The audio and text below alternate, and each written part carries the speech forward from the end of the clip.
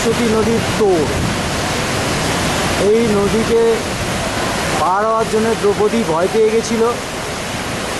সেই সময় ভীম একটা পাথর, এই যে দেখতে পাচ্ছেন পাথর, এই পাথরটাকে নিয়ে এসে মাঝখানে ফেলে দিয়েছিল।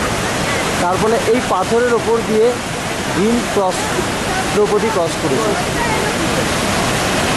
তাই এটার নাম হচ্ছে ভীম ফোর্ট। এই নদী এতই খরস্রোতা, এতই তার ধারা, ওপর থেকে এই নদী কোনো কিছু দেখা যায় না। ওপরে এই নদী পুরোপুরি পাহাড়ের ভেতর দিয়ে আসছে, এসে হঠাৎ এই নদী এইখান উৎস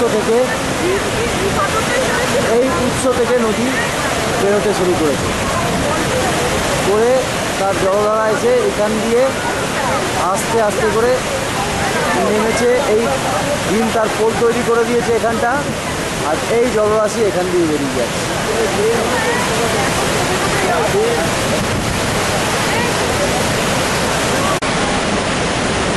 এইখানকার পাহাড়ের নিচেরটা অনেকটা পাঁচবাড়ির মতো।